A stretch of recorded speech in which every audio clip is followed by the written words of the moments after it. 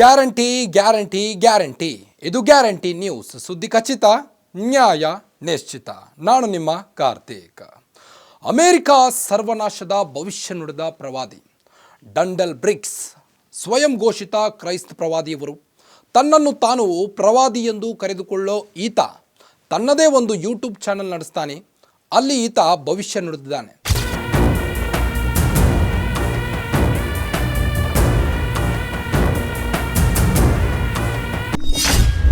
ಅಮೆರಿಕದ ಸ್ವಯಂ ಘೋಷಿತ ಕ್ರೈಸ್ತ ಪ್ರವಾದಿ, ಓಕ್ಲಹಾಮ್ದಲ್ಲಿ ವಾಸಿಸುತ್ತಿರುವ ಪ್ರವಾದಿ, ಟ್ರಂಪ್ ಹತ್ಯಾಯತ್ನದ ಬಗ್ಗೆ ಭವಿಷ್ಯ ಹೇಳಿದ್ದ.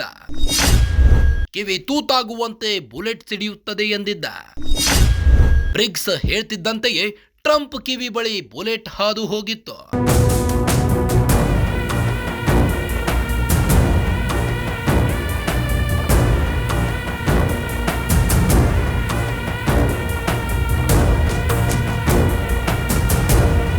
ಎಸ್ ವೀಕ್ಷಕರೇ, 2024 ಮಾರ್ಚ್ ತಿಂಗಳಲ್ಲಿ ಡೊನಾಲ್ಡ್ ಟ್ರಂಪ್ ಹತ್ಯಾಯತ್ನ ನಡೆಯಲಿದೆ ಎಂದು ಹೇಳಿದ್ದ.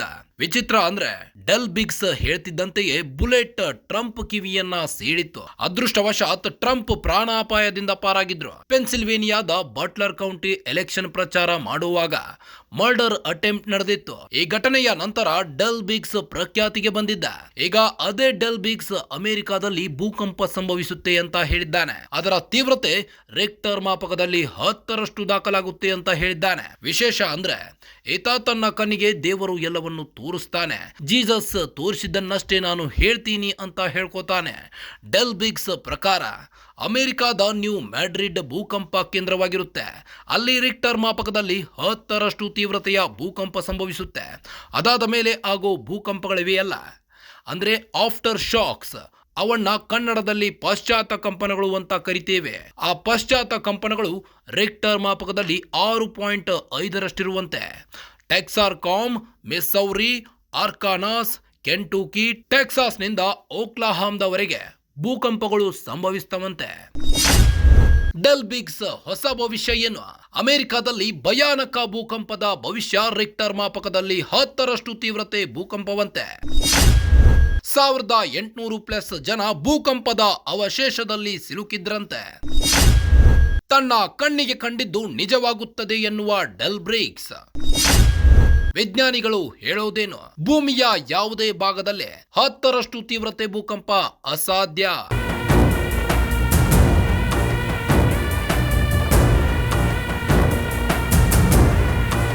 1800ಕ್ಕೂ ಹೆಚ್ಚು ಜನ ಭೂಕಂಪದ ಅವಶೇಷಗಳಲ್ಲಿ ಸಿಕ್ಕು ಸಾಯೋದನ್ನ, ಒದ್ದಾಡೋದನ್ನ ಡೆಲ್ ಬಿಗ್ಸ್ ಕಣ್ಣಾರೆ ಕಂಡಿದ್ದಾನಂತೆ.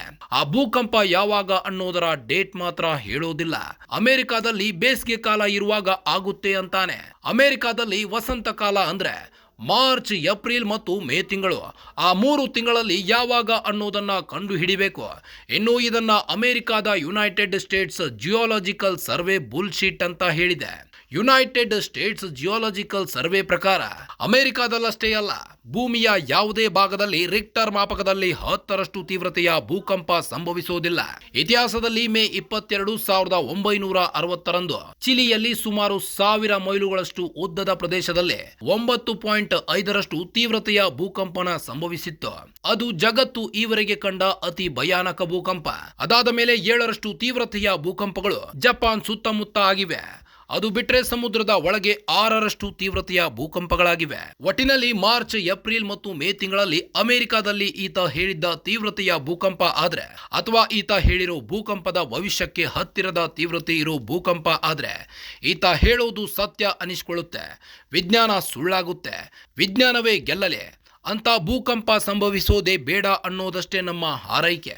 ನೋಡಿದ್ರಲ್ಲ ವೀಕ್ಷಕರೇ, ಒಟ್ಟಿನಲ್ಲಿ ಅವರು ನುಡಿದ ಭವಿಷ್ಯ ಸುಳ್ಳಾಗ್ಲಿ, ವಿಜ್ಞಾನವೇ ಗೆಲ್ಲಲಿ ಅಂತ ಭೂಕಂಪ ಸಂಭವಿಸೋದೇ ಬೇಡ ಅನ್ನೋದಷ್ಟೇ ನಮ್ಮ ಹಾರೈಕೆ. ಮತ್ತಷ್ಟು ಸುದ್ದಿಗಳಿಗಾಗಿ ನೋಡ್ತಾ ಇರಿ ಗ್ಯಾರಂಟಿ ನ್ಯೂಸ್. ಸುದ್ದಿ ಖಚಿತ, ನ್ಯಾಯ ನಿಶ್ಚಿತ. ಗ್ಯಾರಂಟಿ ನ್ಯೂಸ್, ಸುದ್ದಿ ಖಚಿತ, ನ್ಯಾಯ ನಿಶ್ಚಿತ.